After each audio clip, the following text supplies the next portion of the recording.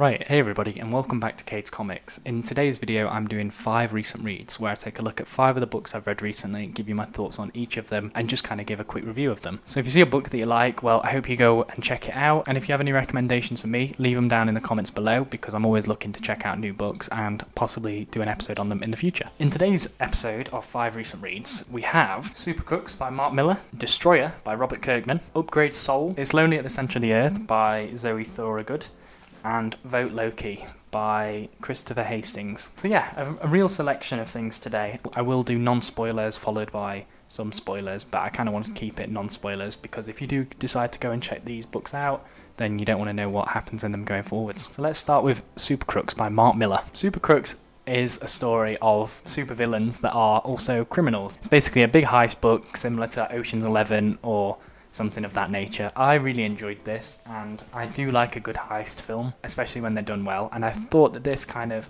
followed a lot of the tropes of that. I think Mark Millar kind of writes a lot of his stuff with the ideas of then adapting them into film. I can definitely see this becoming a film, similar to the way that was it Zombie Army or Zombie Army of Thieves? Was that it? Army of Thieves? Army of Dead? Something like that. The Zack Snyder zombie heist film. This kind of has similar vibes to that, but I enjoyed this. It follows a lot of the tropes of introducing the characters in the beginning. This person is the safecracker. This person is the acrobat that will go in the box. This person can dive through lasers. This person will be your hacker. This person is good with guns. This person is all this, and it's doing a lot of that very quickly, which can be kind of jarring, but also it's only 4 issues. You've got to really introduce everybody as quickly as possible. I also thought it got much better towards the end. There is, I'm going to say, a fake kind of interrogation in the end. I don't really want to say too much. There's something that happens that wasn't very foreseen. So I really enjoyed that. And I think just in general, sometimes I do like a good story of villains winning, which seems really weird, but it's kind of, you know, American Psycho, Fight Club, kind of, Saltburn, I guess. I did really enjoy it. I think it might be one that I go back to some point in the future because it's a very quick read and it's all self-contained. So I'd like to see an adaptation of this. If there is one, I might be completely missing it, and there might already be one. Or there might be one in the works, but I hope there is because, yeah, I'd like to see it. Next up was a book that I got recommended for me quite a while ago when I spoke about Invincible. I've got videos on all the series up here. If you've watched those videos, or if you're just a fan of the channel, you'll know that it's my favourite comic series. So when I heard that Robert Kirkman and Cory Walker had worked together on something else, and it was Destroyer for Marvel, I was really intrigued. This is part of the Marvel Max publication, so it's not very violent, but it is more violent than like a Spider-Man or a Daredevil. Not gratuitous in any way, but it is kind of more adult. It follows a character called the Destroyer who is aging and basically thinks he's going to die, so he needs to make sure no one's going to come after his family once he's gone. It's very much like you have that ticking clock going all the way throughout it, and at any minute the character could just keel over and you don't really know what's going to happen from page to page. It's another really short one, but I did really enjoy it. I think there's a moment in this for me that was very Invincible, like very Kirkman doing what he would do in Invincible, and it's not a spoiler, but there's a bit where the character fights off 3 deaths at once, absolutely mutilating all of them, and the last guy is like, oh god, please, and I think the guy says, like, next time send 4, and then you find out that he's had 3 heart attacks, so seemingly every time he has a heart attack or is gonna die, he just fights death off and doesn't let him kill him. Yeah, I really enjoyed it. There was some bits in it that were really funny to me and, like I say, very reminiscent of Invincible. I think Cory Walker's art in this is really good, but at times it did kind of seem to me that he was trying to copy Ryan Ottley a lot with a lot of the character designs and a lot of the way that he draws the action. Not copy, but maybe imitate Ryan Ottley's stuff a little bit. Like, I'll not show you lots, but this is the first page. He punches through a guy, and it's very like, you know, you'd see a Viltrumite do that. But in general, I really enjoyed it. Thought it was really good. If you're looking for a Marvel book that's a little bit different, I haven't read Punisher, but I'd imagine it's, you know, kind of similar to what Punisher might be. If you're a fan of that, you might enjoy this. Now we're moving on to one that really has no action and is a little bit of a bigger book. This is Upgrade Soul, and this is a book that I've heard a lot about in my time on YouTube and my time reading comics. This, Day Tripper, you know, those kind of books that you hear a lot about. I decided to finally check it out. I've had it on my shelf for a little bit. Why not? Check it out. And it's a really interesting story. It deals with a lot of stuff I wasn't expecting it to deal with. It deals with, like, cloning, basically. And I won't say anything more than that because I went in completely blind. And I think if you do, you'll have one of 2 reactions. You will either absolutely adore this book or you'll I think it was okay. Can see why people like it, and it really wasn't for you. That's the reaction I had. I can see why people like this. It's like a film like 2001: A Space Odyssey. Fundamentally, I can see why people like it, but for me, I wasn't a massive fan. I think some of the things that really held it back was just small things. Like a lot of the time throughout it, the speech bubbles don't look like they're coming from who's speaking. That's probably my fault for being a stupid reader. You kind of have to sometimes be a bit more direct with it. Some of the speech that was being said by characters could have really been said by anybody, and so I was like, at times thinking, well, who's actually speaking? I had to go back and reread. I think that's probably my only gripe with it, was the fact that sometimes I couldn't really understand who was speaking, and so I had to like work it out. That maybe sometimes took me out of it a little bit more. I did read it in, I think, 2 sittings. It's really poignant, I think. There's a lot of ideas and things in this book that you don't really see in other areas of comics. At least I haven't really seen in other areas of comics. Cloning is a trope of comics, but I think getting old and kind of what that means to somebody who necessarily has lived a full life but isn't ready to die or isn't ready to say goodbye to their family. They're the heroes of this story, but also they are the villains of their own story, because it's their actions that cause this story to unfold, and it's their actions that cause other people in this story to get hurt. As a story goes, I enjoyed it. Would I reread it? No. Would I keep it in my collection? I'm not entirely sure. But I'm glad I read it. I think it's a book that, like I say, you have one of two reactions to. You'll either think it's incredible and you'll reread it every year. Looking at the back, it says, a beautiful work of deep emotional resonance, nothing short of a masterpiece. I can get why you'd think that, David Walker. But I, personally, David Walker, did not think that. David Walker, if you're watching this video, let me know down below what you really thought, if you did really think that, or if you had any other thoughts about it. So yeah, that's Upgrade Soul. I don't really know what more I can talk about. I made notes whilst I was reading the book, and one of the only notes I had was speech bubbles don't line up, but good story and not for me. So I've spoken about those. Next up, I'm going to speak about a book that I absolutely adored. This is probably my favourite comic that I've read in a long time. It's my favourite book I've read in a long time. This is It's Lonely at the Centre of the Earth by Zoe Thorogood. If you watched my June haul of 2022, or I don't think it was last year, it's 2022 I think. I bought this on my birthday, and I just bought it because I saw it in a Waterstones, and I thought, oh, okay, this looks really interesting. And I'm very glad I did. I'm annoyed that it took me so long to get round to it, but I'm glad I finally read it. And it's one I'm definitely going to reread, one I'm going to keep. It's something that I just really, really, really enjoyed. And it's something that was really, I think, like true. I kind of sound like a bit of an arse when I say that, but it was something that's very true because it's explaining something that's very hard to explain. A little bit of a trigger warning that this deals with themes of depression and has mentions of suicide, references to, just be aware of that going in. And it was something that I kind of thought would be spoken about a lot in the book. It's something that I didn't really realise would be explored as deeply as it is in the book, and it's something I'm glad was explored as deeply as it is in the book, because as somebody that's had a lot of struggles with depression, anxiety, I have never seen it portrayed in a way that it is here, and the way that felt very true to how I experience things. So yeah, I've made a few notes on like various different things, but I just wanted to read off what some of the things I have here on my phone. So it was incredible art, the depictions of depression unlike anything I've just said.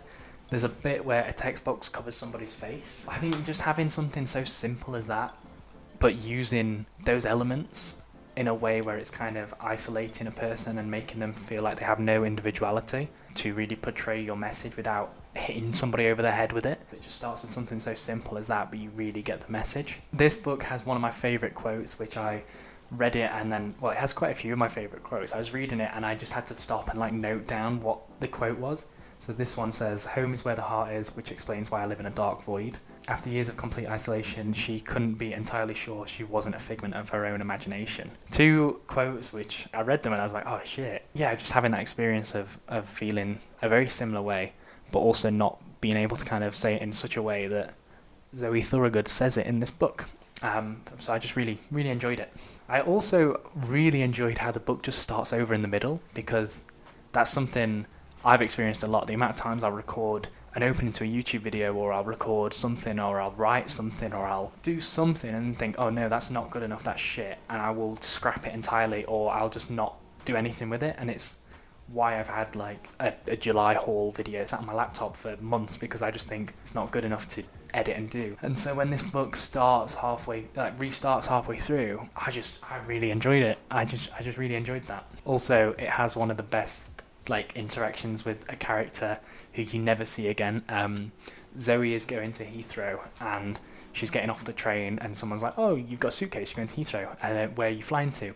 And she like gets off the train, she's like, I guess you'll never know. Writes about how in her head that was like the coolest thing to say, and then later on how it's just kind of like, why did you do that? And I just thought it was really funny, and it's pretty cool thing to say. But then you put it in a book, if the person reads it, then they'll be like, oh right, okay, she was going to America. All the elements I think that are incorporated in this book are amazing. I think the use of not only different art styles, but the use of different mediums like photography and realism and, you know, drawings, but also shading your characters in a way that you can have them be a stick man and it be really impactful, is something that's like, how do you do that? How do you just draw a blank face and it be giving all of this emotion off? The way it ends with the photo of her, like after she's finished the book, is something I really enjoyed.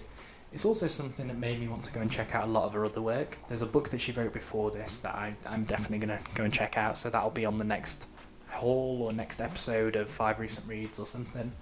And then I think finally it ends and the title says it's lonely at the centre of the earth, but I'm trying not to live there anymore. Going from start to finish, the way that kind of develops throughout the story, it never at times felt like it was going for the, oh, let's end on a happy note. It felt very earned. It's Lonely at the Centre of the Earth by Zoe Thorogood. I don't really want to speak too much about it because I don't want to ruin anything, but if you are looking for a very interesting book that's very impactful, I really enjoyed it, and I would advise you go and check it out, but just do be aware that it features themes of suicide and depression and anxiety, so if that's a bit of a trigger, then, you know, just be thoughtful going in. Finally, ending on another Marvel book here. This is not like Destroyer, but this is Vote Loki. This is one that I bought when the Loki show was on. This version of Loki appears in the show, and I'd heard about it. It's another 4-issue series. Just really enjoyed it. Thought it was great. It was kind of weird in a way that it was similar to The Boys with a lot of the political aspects, but also you can't go as far as The Boys goes, obviously, but it's a character like Loki who, you know, is really popular. You can't really have him do a lot of the things that The Boys do. But that being said, I can see The Boys season 4 definitely going in this way, like Homelander running for president, for example. Loki does that in this, but that is something that Homelander would so do. I just wanted to make that comparison because, yeah, I can see that happening. I think the main thing for me at times, I wasn't really sure about the art style. I didn't really like it too much because I think it was very similar to like Howard the Duck, for example. Howard the Duck was an omnibus I've reviewed on the channel, got a video here, but that's got loads of different art styles throughout it with all of the tie-in issues. The art style for that lends itself to that character because it's very cartoony. This art style seemed at times too cartoony for what is, I guess, like a political book. You can kind of see there, it's a bit sort of cartoony, and I think maybe if it was sharper, everyone kind of seems like they've got round edges, like bubble people. So if it was a bit sharper, maybe the action would feel a bit more impactful. You know, they go to Latveria in this, and there's a bit of an uprising, and that's really interesting. But at the time I was reading it, it didn't really seem like it was, because it's just kind of this round edges style. If it was all drawn, I think, in the way that Loki's drawn there on the cover, where he's a bit more menacing, he's, you know, shading under his eyes, much darker around his hips and his waist, and then where the podium is, you know, it kind of disappears into darkness. If it was drawn more like that, I would have probably enjoyed it more, rather than just thinking the art style was a bit more cartoony. One of the other things I didn't really understand about this book was why Thor didn't just step in. I don't know why she just didn't step in, or why Thor Odinson didn't step in, because he is intentionally running for president at this point. He's a known villain, and he's kind of got everybody under his spell. He's doing certain things, but I don't see why, if you're worried about it like Thor is in this book, you don't just step in. They just kind of let it play out, and I think the only reason they do that is so the story can happen. It didn't really feel like there was a valid explanation for why that was happening. I know runs alongside Jason Aaron's Thor run and the War of the Realms. Maybe, I don't really remember where this is set. You know, there's explanations there, but I think it's such a small thing that you could just kind of hop out of that for a second and be like, all right,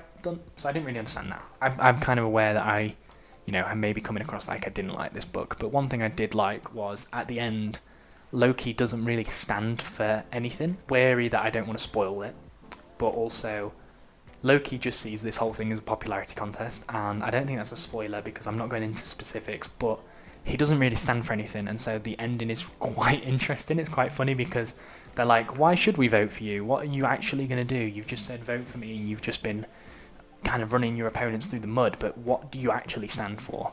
And at that point he doesn't really know, and he just says, oh, bye, I've had my fun, and just leaves. When I read that I thought, yeah, that's probably the best way this story could have ended, rather than him actually becoming president or something like that. Not a nothing book, but just, it's not a civil war or a secret invasion or something like universe ending or universe altering. It's just Loki having a goof.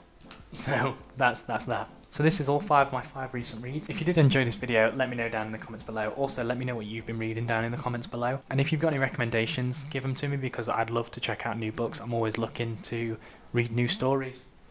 But yeah, 5 recent reads. I'd recommend all of them. You know, if you want different things, read them for different reasons. You know, if you just kind of want to sit and not think about anything, read Vote Loki. If you want to think about everything, read It's Lonely at the Centre of the Earth. If you similarly want to think about a lot, read Upgrade Soul. And if you want to just have a good action story, Destroyer. And then finally, another good heist, villains winning, Super Crooks. So that's it. I'm going to end this video now before I ramble on too much. So thank you all so much for watching, and I'll see you guys later. Bye guys. Bye.